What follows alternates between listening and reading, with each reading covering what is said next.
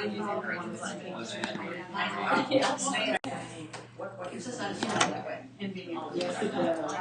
everyone. Welcome to the presentation on the engagement of students with personal learning networks. And welcome to the Scholarship for Teaching and Learning conference. In this presentation, I'll try to show you how to use some of the social media tools to create engagement. And I want to start by showing just a few thoughts about what personal learning networks are and the reactions of our students. I teach for Graham Community College. I teach in the Computer Applications Department. So I'll show you a few comments from students and how I implement this technology first. And then we'll go into some of the science of it. We'll go into what has changed in the world that allows us to use these tools. And we'll try to tie it all to some of the known teaching and learning scientific findings. Does anybody know what this is? For a train. So this is an engagement piece, and yes, the next picture puts it in a different perspective. We need to have engagement in order to pull some weight. And so in our courses, engagement is very important to create. Now this is my Blackboard course, and I am able to pull in findings and comments of my own about this course from Twitter. And here is another website you might be familiar with. Or actually, that's another slide.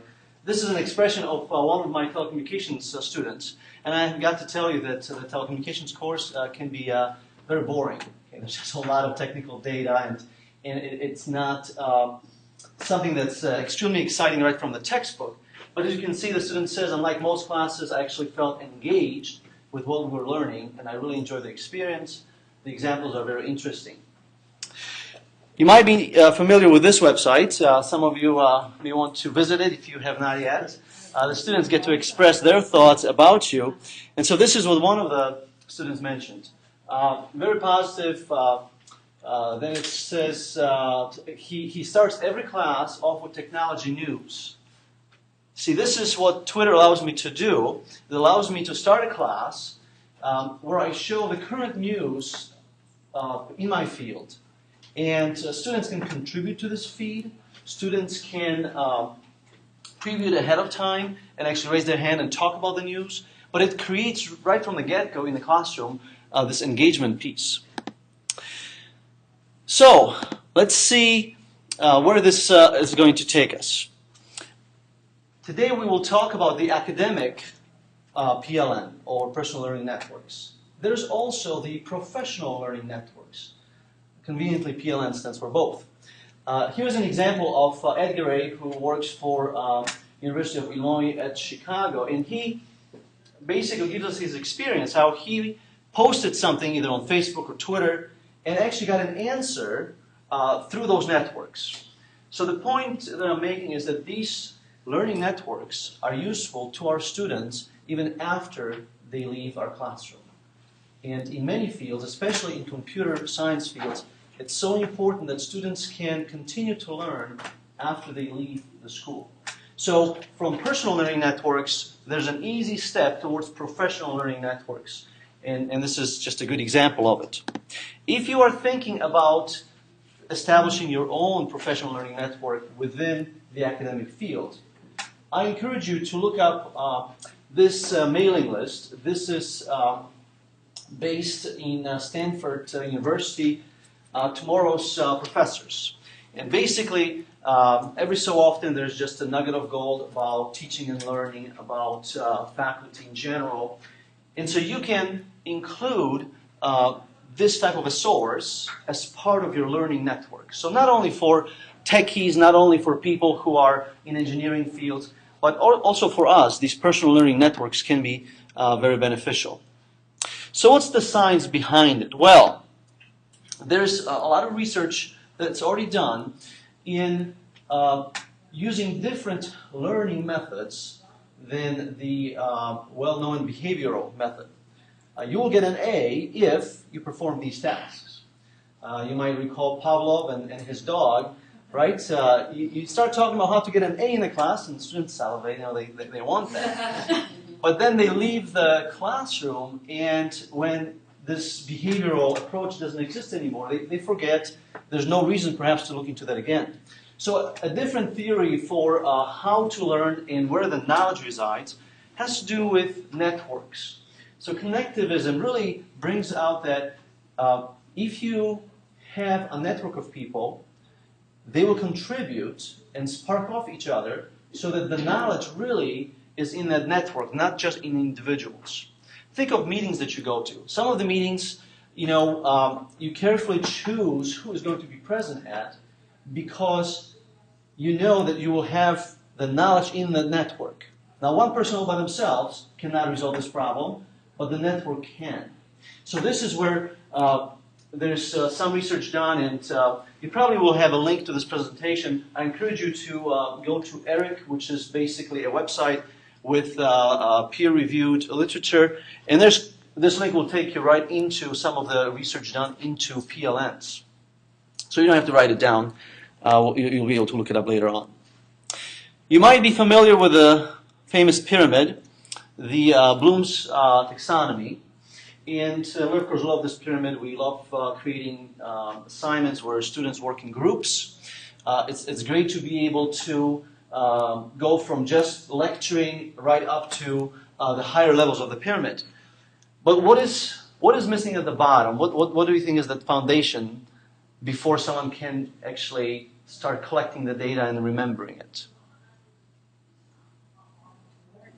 What's that? You have to learn it. You have to learn it, yes. So you have to learn it, yes. I would say they have to trust you as a source to even consider remembering it. Excellent. Trust as a source, which is why we get guest speakers, right? Because they can validate that what we say is somewhat correct. Well, let me suggest this, that really it's an engagement piece at the bottom there. And how do we create that? Well, and that's where the devil is buried, that sometimes it's difficult to engage students. So I'm suggesting that personal learning networks might be helpful, and I'll show you more detail about how this can be done as we go forward. Bloom also, in his studies, and this is more recent in 1984, the taxonomy is more in the 50s and 60s. He basically proved that students who are tutored perform much better. That when you have the one-on-one tutoring piece, something just happens. And this is going back to the Greeks and the whole idea of pedagogy and having this one-on-one engagement. And this is now where personal learning networks also come into play. Because when a student establishes a learning network online through Twitter or Facebook or other tools, they start following certain individuals and learning from them one-on-one. There's more of an attention to detail element. So this is going to also contribute to our success with personal learning networks. And number one point really that relates both to the professional and the academic learning networks is that oftentimes we're faced with this major question that we don't know what we don't know, especially in technical fields. The half-life of knowledge is very short today. We are teaching a programming language in a class today. Well, 6 months later, this language may not even be used. Okay? So because of that, students are going to be at a workplace and they really don't know what they should know. And this is where the personal learning networks come in again, because people through those learning networks are going to comment based on maybe conferences they've been to or what they're currently doing, and some of those questions will be answered. What is now the new knowledge? What are the new pieces? What are others doing in terms of being competitive in whatever field we are in? It also encourages curiosity because it helps us to see how our field can work at some excellence level. Sometimes as you're programming and you're locked into a cubicle, you're doing maybe just the healthcare program that you're working on. And so through a personal learning network, you can look at what other people are doing, and it increases your curiosity about the subject. So this question, I don't know what I don't know, we need someone to send us a tweet, we need someone to page us, we need someone to somehow spark a new idea in us. And this cannot be done very easily by just sitting in front of Google, because we don't know what to put in that Google search. See, when you don't know what you're looking for. Okay. You as the faculty, you are the example, the climbing the mountain. How can we teach by example? Well, when you are in the classroom and you're lecturing, how do the students know where you got this knowledge? I mean, you obviously went to school and you were hired to do this job. But if you can show and make public your personal learning networks, the students know where you are learning. See, they're more likely to also follow these sources. So what you are learning, who are you learning from, and how are you learning it? And I'll show you today some of my learning networks. When you teach by example, students are going to develop a different view on you. You're not just a person who's standing in front of the classroom talking about wiring. Okay? Suddenly, they might see your interaction with other either scholars or other people, and they'll see other sides of you. Okay, and so here's a student that was very excited about an upcoming class because of what they were reading on the Twitter channel. So here are a couple of my personal learning networks, and I want to make it clear that personal learning network would be a network that you use for your personal needs. At the same time, you have to keep the identities very clear. I do not lead students or show students these networks. Okay. Okay, so I just have to completely disagree with that. Okay. So there is the identity that I have right here, the GRC Prof, and I use that in interaction with students. But if there is a subject that you are learning about, maybe you're into gardening, maybe you are into other areas. Okay. There is a personal learning about that. And of course, the big thing that we have today is online video. I'll give you an example. My dryer broke, and instead of calling someone to fix it, I just went to YouTube and typed in my symptoms, and they showed me how to fix it, right? So we can develop personal learning networks to actually find information about something specific. So a couple of things that I want to show here is just a preview of a learning network about Michigan wine. Now this is a market space in Michigan that's very important. Tourism is connected to it, and so I can participate in that. Or my interest with music, and specifically talking about Chopin and, for example, how do medical conditions, perhaps sickness that a composer had, how does that affect their work? Basically stretches your mind in a different direction, but it's a learning network around that specific topic. Well, my core academic topic, of course, has to do with the classes that I'm teaching. So I have established a personal learning network around telecommunications, around computer programming, around Linux, and these are some of the news items that I would review with students at the beginning of the class. And these usually, from week to week, they change, so students can see that I continue to grow in the field, and they can see where I got the information, and they can see currently what's happening in the news. This is, for example, interaction now on this network, where a student says, hey, I wasn't sure if I did this right, thanks for letting me know. I can talk to students to make sure that they are using this tool correctly. So in a way, many social network tools today are used and really misused. So we have an opportunity to show students how to use them well. Here's another view which shows my interaction with some of the professionals. There's George Kroner from Blackboard just commenting on a piece of software that I released to the public. And so maybe information from my K-12 school where I did some presentations. See, students can see how my professional development takes place, and they can see where in the field I'm progressing. This is a view inside of the Blackboard, how I can extract just the specific class that I'm teaching. This is CO241, so this is information only about CO241, whereas down here we have this identity of GRC Prof and various courses involved. And this is a view of who I follow with that identity. So I follow people like Bill Gates, like Dries Booyard, who created Drupal. So those are tools that I'm using in the classroom, like Drupal. And this is how you can get right to the source of the people who are developing those pieces of software.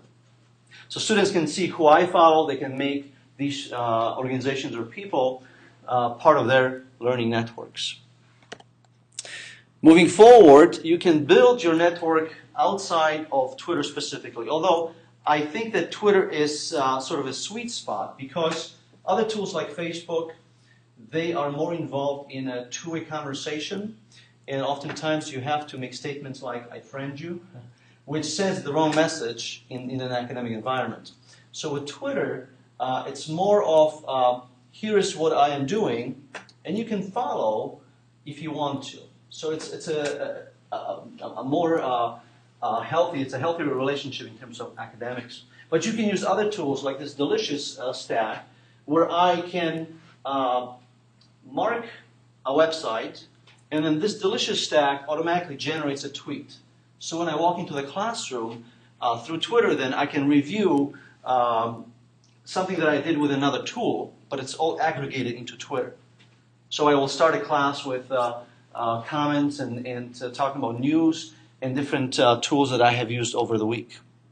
And this is what it looks like on a cell phone. And just think about being able to extend your teaching time, not just for the classroom, but outside of the classroom. Today we have students who maybe are on the bus. They just have 5 minutes, and they can see what is happening in the field. They can satisfy their curiosity or follow up on the subjects. So various tools that can be used. Okay, so now this identity crisis. So let's talk about that.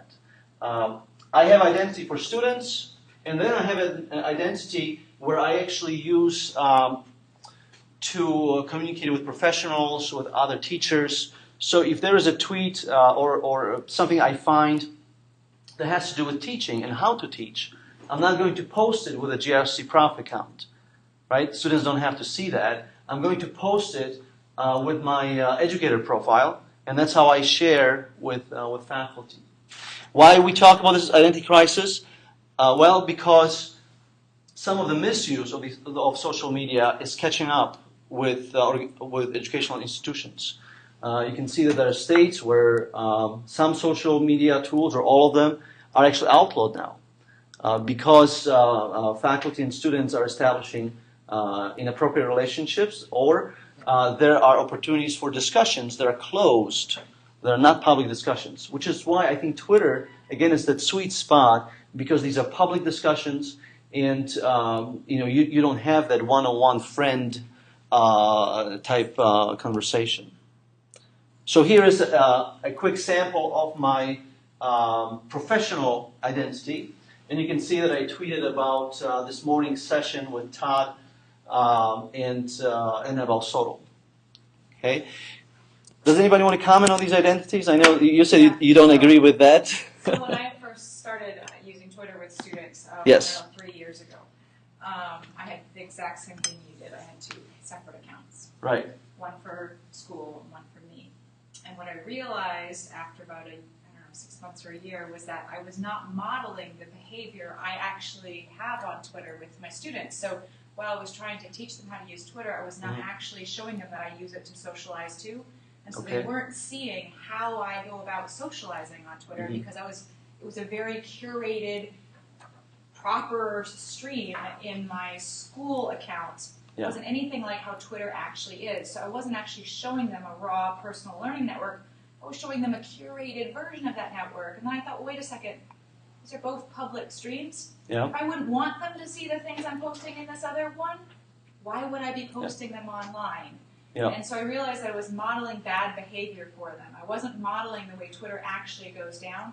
And to make a personal learning network truly powerful, you have all of those different things colliding, not separated. If you want to separate them, you make lists in a tweet deck or something like that.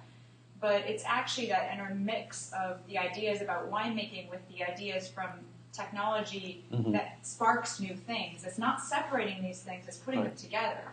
And so after about 6 months to a year of using Twitter with these two separate identities, deleted one identity and put them both together. And then I was modeling the behavior. Then they were seeing me interact with people. I wasn't following people like Bill Gates. I was interacting with other professionals in my field, and they could watch those interactions, see how they took place, and mimic them themselves, which wasn't happening when I had the two separate accounts. I see your point, and I think there is enough room for this discussion, and I think it's great that it worked for you. The point that I would make is this: if I want to know about distance learning and technology, I follow Eric Cunin on Twitter. Now, if he mixes messages and brings more of his personal life on that channel, then I would feel that I'm maybe wasting my time reading some of the personal. What's that? Then don't follow him. Well, see, but that's the point. I'm interested in his comments professionally. I may not be interested in the comments made personally. Now, you'll see that organizations will create official accounts. Right. And do you know what the best practice is for those accounts? It's to have 4 channels of contact with your followers. One is sharing information. One is entertaining your followers. One is engagement with your followers. And the other one, which I've forgotten, there's a 4th one. Anyone remember what it is? Engagement, entertainment, sharing, and convert to business. Yeah. If all you do in your account is sharing information, you're boring to follow. If all you do in your account is convert to business, you're boring to follow. People won't follow you because of it. I think that there is... Sorry, I teach social media. No, that's fine. I guess the point I'm trying to make is this. When the internet was first developed, it was just for sharing information. In other words, here's my website. That's not true. The BBS systems were all about communication. Well, no, before Web... Back then it wasn't about sharing information. Before Web 2.0 was developed, where you could send a form back, all you could do was to download a web page. That was a one-way street. Until, because of our needs, how we wanted to use the internet, the tools were developed to provide 2 ways. So today we use the internet to teach classes, for example, right? So we use tools, not perhaps always how they were developed, how the programmers wanted them to work, but we tend to change the tools to how we want to work, for them to work. And I know that Twitter is used for very impersonal messages, for sort of projecting a personality.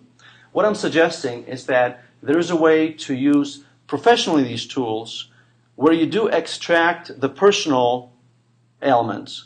And it's 2 ways of using it. Let's just agree to disagree. Okay, we'll agree to disagree, but I have much more disagreements than just that. Yeah. All right. So that's what I do. I tend to split the personality so that if I have a student in telecommunications course, when I tell them you'll follow this identity, I am going to primarily focus on the subject matter elements. And so then within this feed, they're going to learn more about technology. They can comment, and I often will respond to them. So there is a 2-way interaction. But it's more to keep them engaged in what is happening currently, and where is this field going, how you can learn more about the field. And that's just the use of this specific tool. So today, for example, I took this picture earlier in this room when we talked about international students. Earlier, we listened to Todd, and I have a snapshot with him somewhere close here. But I could take a look at my network here from earlier, and these are people that I follow, and I can find here, for example, a tweet from earlier on. Let's see, and here's Eric, who is actually taking notes during this conference, and if I click on this link, you can see the different notes that he's taken through various sessions. And that's really the power of personal learning networks, that if you go to a conference, you don't have to go to all the sessions, right? People in your network go to different sessions. They can take notes. And I can rely on Eric, with the identity that he has on the Twitter account, that he is going to relate to these professional elements. I don't post too much cursing and stuff on Right, the right. So you don't have to know I'm one of that. Exactly. But there is an identity crisis, and I think people deal with it differently. And I think that time is going to show how this is going to turn about. In fact, on the World Wide Web, until cookies were developed, you could not log into any website because everybody was just publicly viewing them. So we add technology to fill the needs. So what are the risks? Well, the risks are so small that we don't have to really talk about them. They're so little, right? Let's take a closer look. So there are great risks involved for us as educational professionals. I already mentioned some of the legal issues with social media. There are risks with content. So what it is that we post, you can't just speak your mind, because you start talking about your supervisor, you start talking about the organization, and right here in Grand Rapids area, we have examples of people actually getting fired for what they had posted on social media.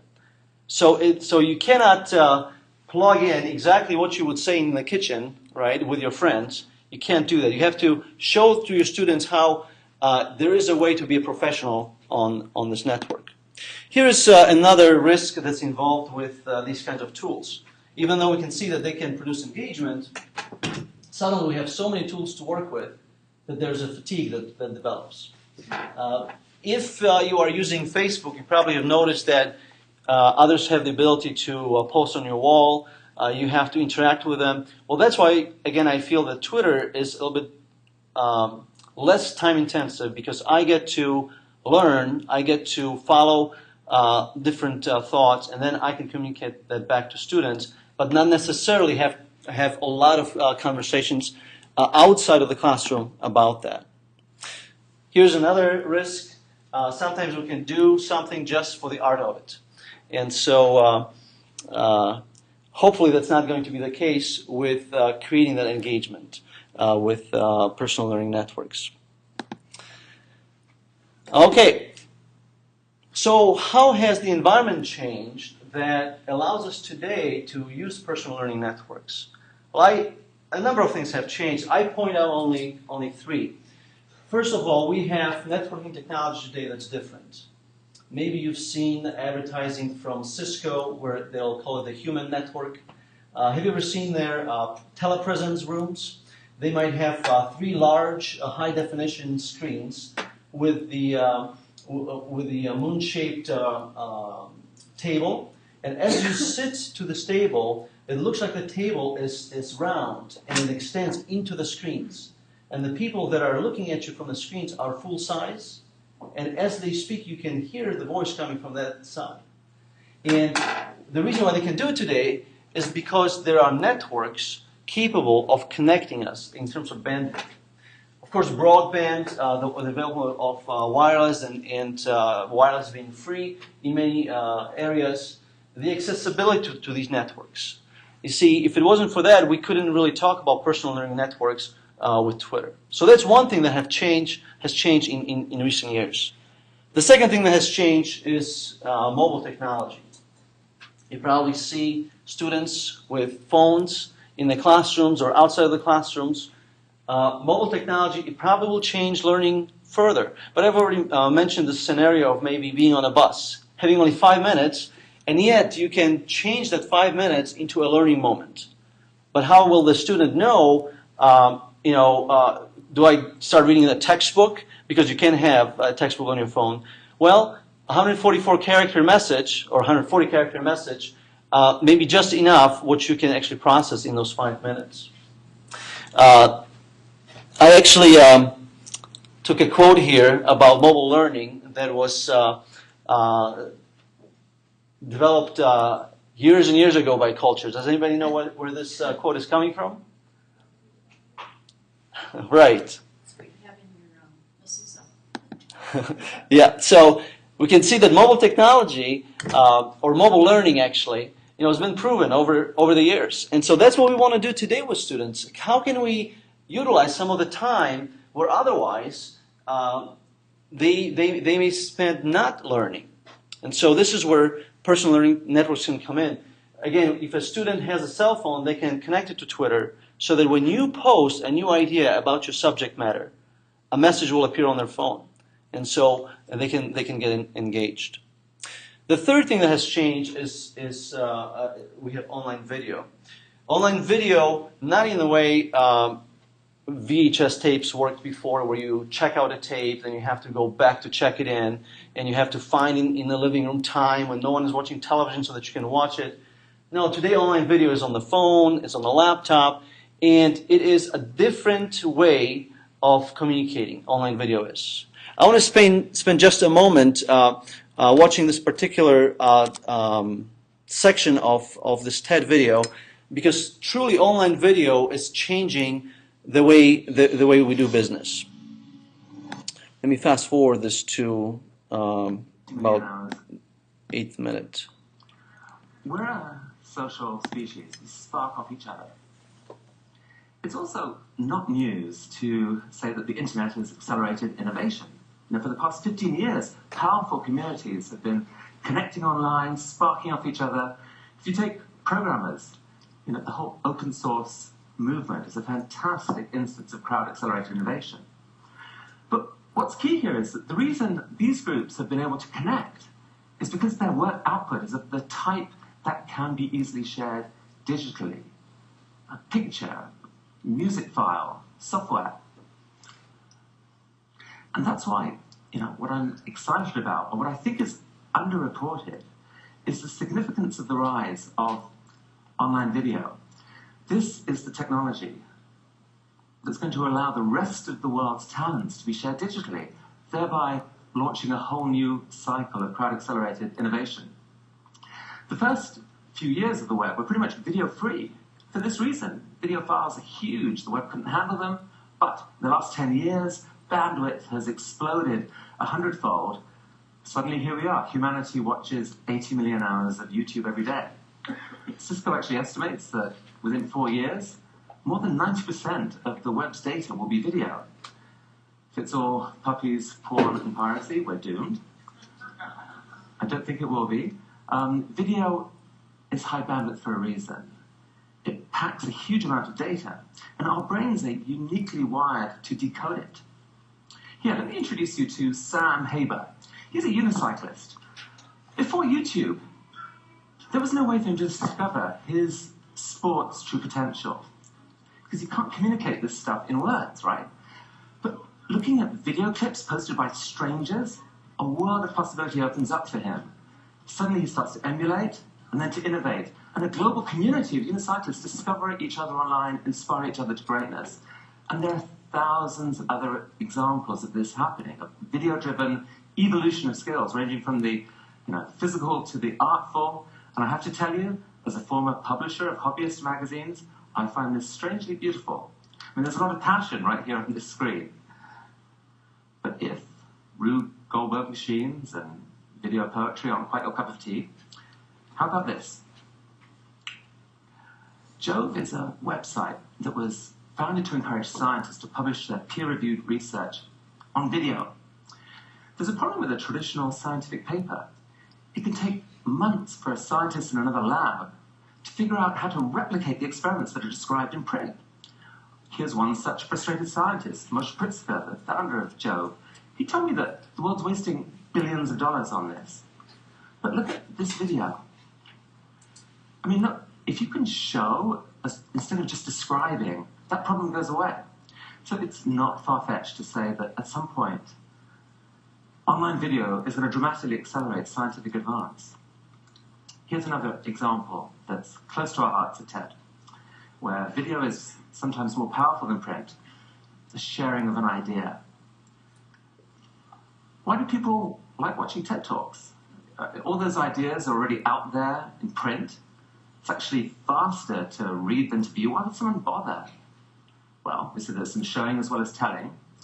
But even leaving the screen out of it, there's still a lot more being transferred than just words. And it's in that non-verbal portion, there's some serious magic. Somewhere hidden in the physical gestures, the vocal cadence, the facial expressions, the eye contact, the passion, kind of awkward British body language, the sense of how the audience are reacting. There are hundreds of subconscious clues that go to how well you will understand and whether you are inspired. Light, if you like, and desire. Incredibly, all of this can be communicated on just a few square inches of a screen. Reading and writing are actually relatively recent inventions. Face-to-face communication has been fine-tuned by millions of years of evolution. That's what's made it into this mysterious, powerful thing it is. Someone speaks, there's resonance in all these receiving brains, the whole group acts together. I mean, this is the connective tissue of the human superorganism in action. It's probably driven our culture for millennia. 500 years ago, it ran into a competitor with a lethal advantage. It's right here. Print, scaled. The world's ambitious innovators and influencers now could get their ideas to spread far and wide. And so, the art of the spoken word pretty much withered on the vine. But now, in the blink of an eye, the game has changed again. It's not too much to say that what Gutenberg did for writing, online video can now do for face-to-face communication. So that... I'll let you see the rest of it on your own. But do you see the big changes in technology in the world? Those three things I mentioned about networks, mobile development, and video as perhaps impacting your classrooms? Do you use video, maybe YouTube or TED in your classroom? Yeah, so in a moment's time, you can communicate a lot of information. But to pass on the links to those videos to students, you do have to have this topic-oriented stream. So in addition to the technology changes, we also have changes in students, right? They do live on some of those social networks. When you say, hey, you can use the phone in the classroom, and I do that. I will encourage students, as they read the textbook and as they study, to share information through Twitter. That way, within the classroom, we are establishing a learning network. And it is important that these students, while at least they're in the class, that they treat their learning network as a professional learning network. See, I'm okay with them opening another account and sharing where they're going, what they're doing for fun with their friends there. But I want them to have a professional account where they are actually looking closer at the subject matter that we are studying. And I believe that that's important. Changing, even our language. Things that we say often relate to technology, and we have to learn a whole new set of words. So many changes are taking place.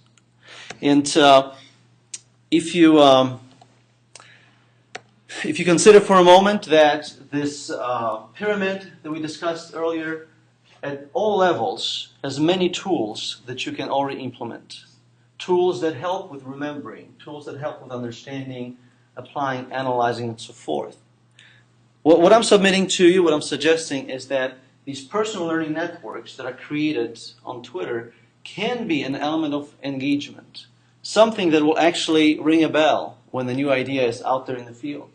Something that will give you a pointer to move in that direction.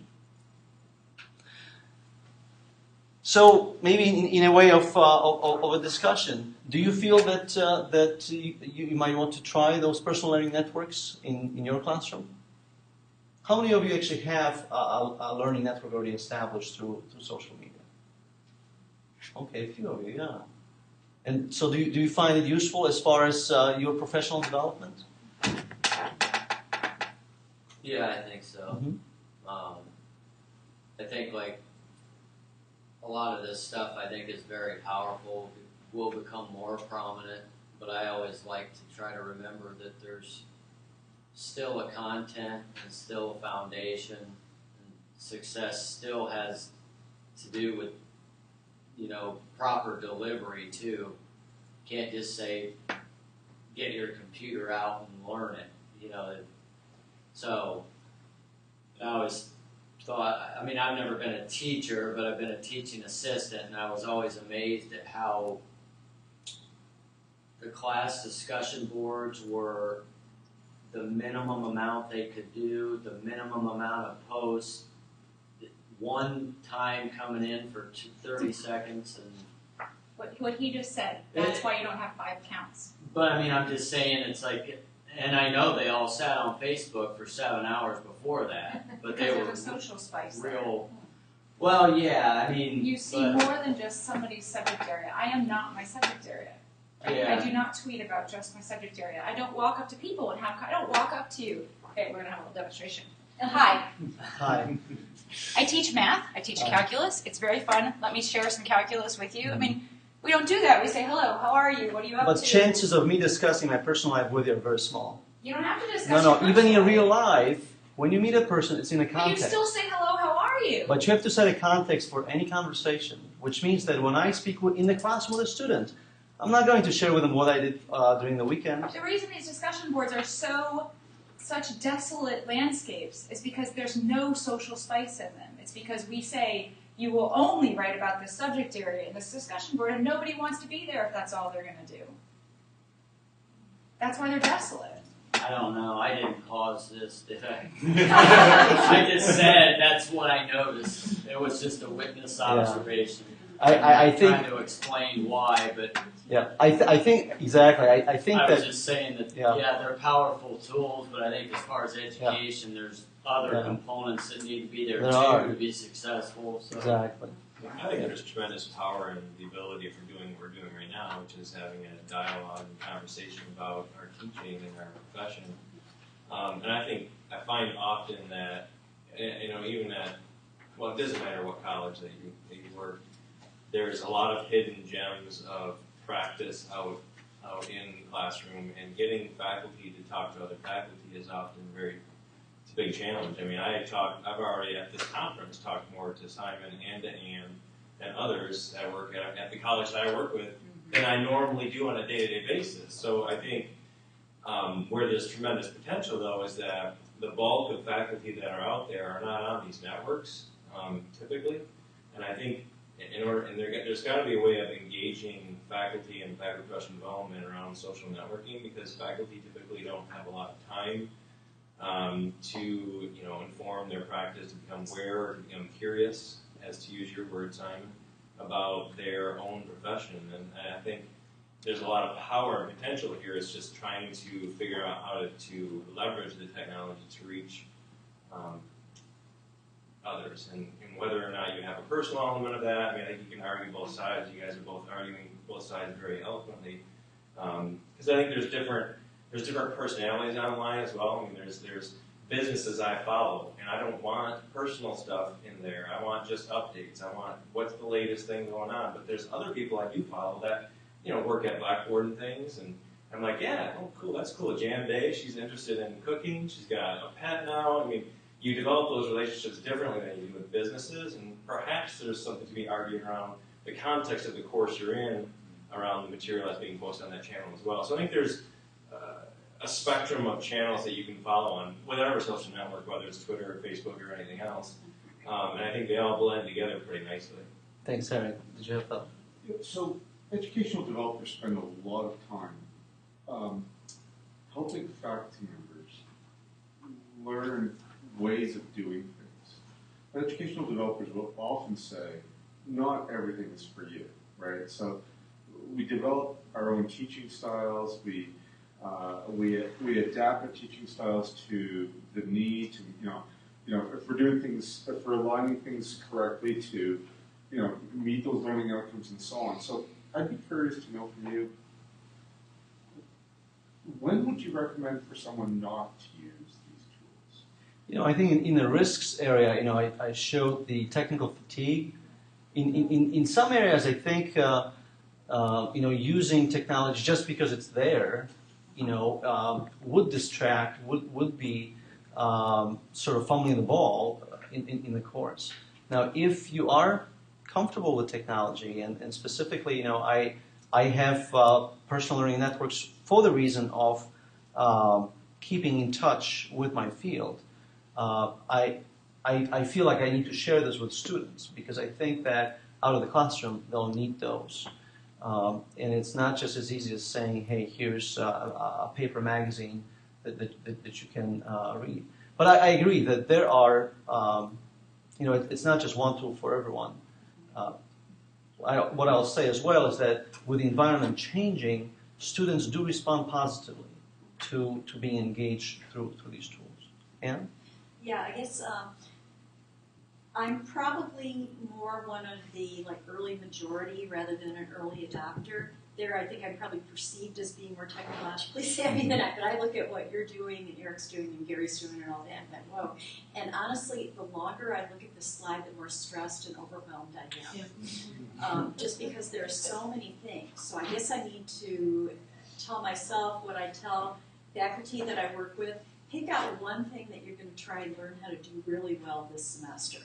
And then don't try and do 15 things. So I guess my question for you, it sounds like what you're saying is Twitter is probably going to give you the biggest bang for the buck if you're going to start using additional tools. Is that what you're saying? I believe so. And again, because of the balance of how much you will spend maintaining, how much liability you might have with the friendships elements that other social networks require, but also based on how professionals, at least in my field, use the tool in the way that it's like being in a constant conference.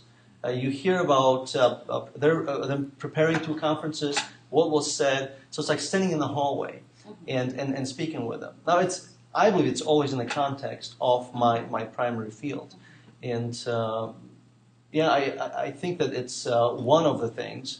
I don't use majority of these tools, right? But what I'm saying is that that's comforting. Right, exactly. My professional development for the rest of my work life. Exactly.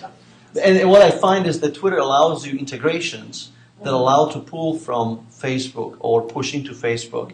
You can create automation where if a student does follow your system, you can send a reply back to say, hey, welcome, and these are the rules.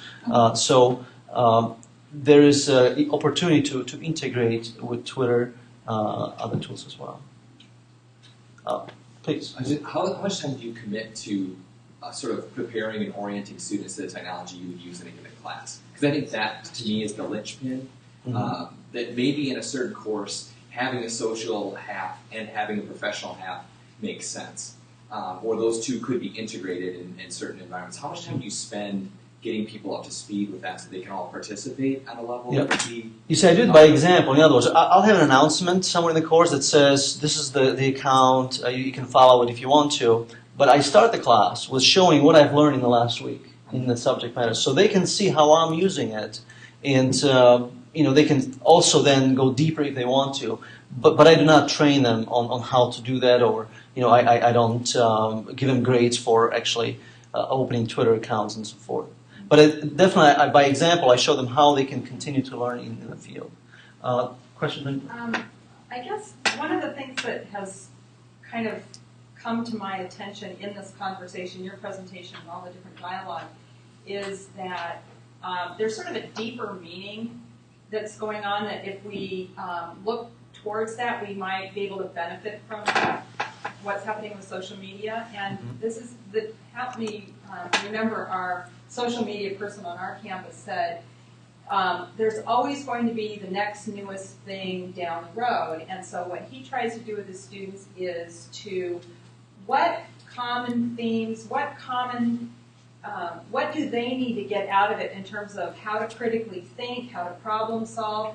And so I didn't really hear us getting to that, but I think that if we were to continue this conversation, we would have probably gotten there, because some of the things that you pointed out in your own professional development, okay, if you were to watch your threads, here are the things that you've looked at. If you have your students do that, here's what you looked at, even if you go through these other social, your private versus your professional.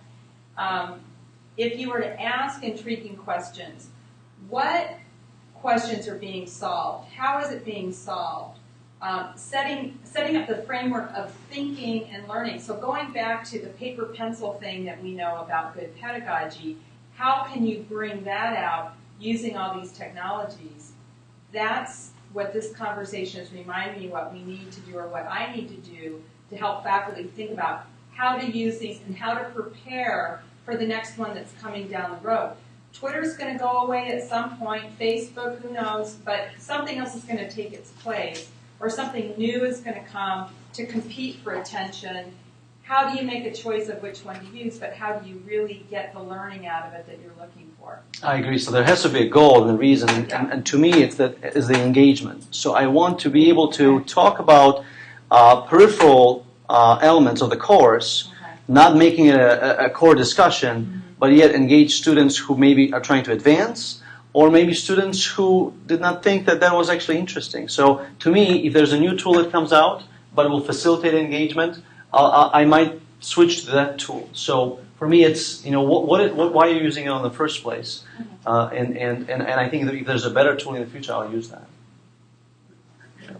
Well, thank you very much for the discussion. Thank you for being here, and we'll see you later on.